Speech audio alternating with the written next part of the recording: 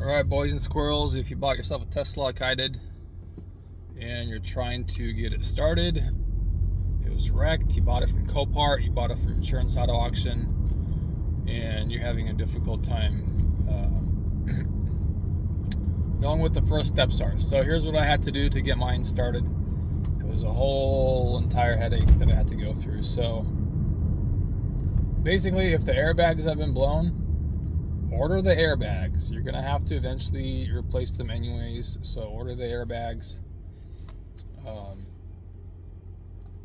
That's the first thing. So the other thing is, if the car actually doesn't start or move or drive, you're gonna have to replace the pyro fuse in the back of the vehicle. It's underneath the rear view, not rear view, but the rear seat cushion. So it's called a pyro fuse. So first thing you actually have to replace to see if the car can move is the pyro fuse. So get a pyro fuse, replace the pyro fuse safely.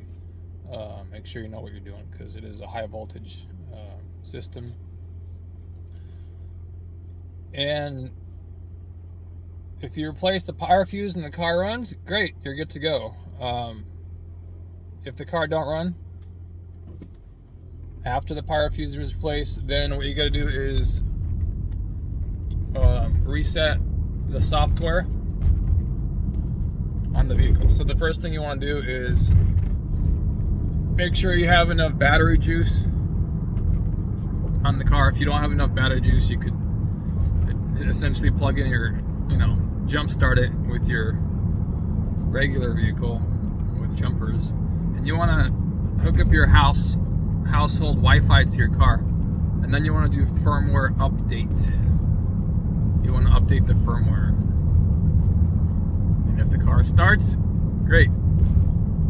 The next part is, if it doesn't start still, you want to clear the VCFront, or see if you can clear it. So then what you got to do is basically go to your Tesla desktop on your Tesla and essentially log into your service mode. After you log into your service mode, there's going to be a button that looks like a battery. You want to click on the battery, and there you should have access to clear VCFront and also clear post-crash. Basically, post-crash data is what it is. If you can clear it, then the car will run. If you can't clear it, then what you'll have to do is replace the VCFront module. And so at this point, you do have to replace the hardware. The VCFront module, I'll have some other videos on it later on. You can check my videos. But basically, it's behind the firewall, underneath the cowl. And so you do have to buy a new one.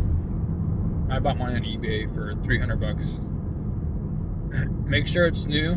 If it's been used from a crashed car, then you're basically buying more garbage that doesn't work, which is what you already have. So buy a new VCFront, or from the dealer if you can. Install it. Then after you install it, get back into your car, you will have to reinstall the firmware update. If you don't do the firmware update, reinstall. Basically, when you disconnect the old VCFront, the software update, firmware update that you did earlier gets lost. So when you get your new VCFront, put it in. By the way, make sure your ground cable is all connected. I forgot. I basically plugged mine in but didn't connect the ground, and it didn't work. So what I had to do was put in the VCFront, do the firmware update, then log back into the... Probably shouldn't be driving. But basically log back into your Tesla desktop on your computer, and then clear VCFront once again, and clear it post crash. So then it will reset, and then the car will start. There's only basically 3 things that prevent a car from starting. It's either software update, okay, that's one reason. Hardware, which is your VCFront module, or the programming or / the clearing of the programming, the old data that's been stored.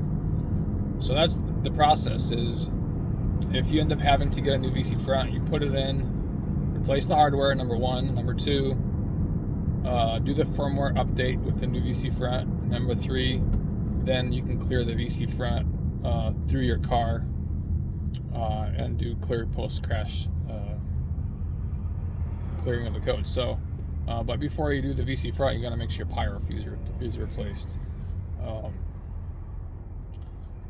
And lastly, if you bought your car from the auction and it's been standing there for a minute, most likely your battery's dead. So if you have the 12-volt battery, obviously that's a pretty easy thing to do.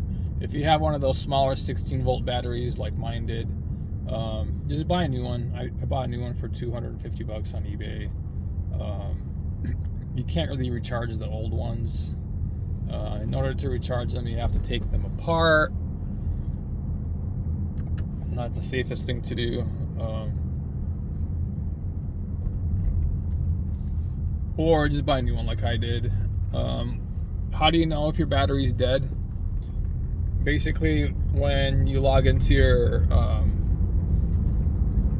car service mode, if you click on the battery part,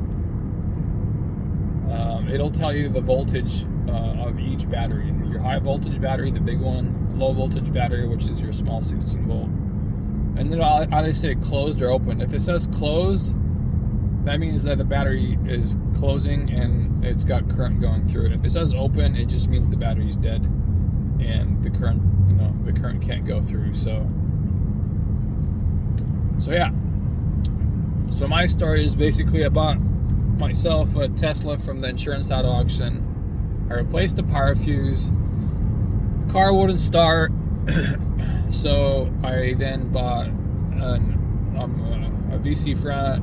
I put it in, but I couldn't clear it, and I was like, why is it not clearing? So I did the firmware update, and it still wouldn't clear. And then it turned out it was that little ground cable. I forgot to connect it to the firewall, as well as the VCFront. Just a size 10 grounding cable that goes from the 16-volt battery to basically the firewall. So don't make the mistake that I did. Make sure that when you put your VCFront back in, make sure all of those bolts are secure, because that VCFront does have to get grounded. And if it's just plugged in but it's not like screwed in or grounded to the frame, you're not gonna be able to reset it. So I'll show you another video where I did that. So hopefully this helps for those of you that are starting to work on your Teslas. By the way, you do not have to you do not have to reset your airbag module or replace your airbags in order for it to run. I thought I did, but I didn't, and so the car will run without the airbags. I have a separate video on how to reset the SRS module using Toolbox, and I have some other videos of how to use Toolbox. So check out my other videos if you're new to using Toolbox to reset certain firmwares, like your SRS module, etc. If this video was helpful, leave a thumbs up and maybe a comment. If you've got questions, post them in the comments. I will reply to them in regards to the VCFront or anything like that. Good luck.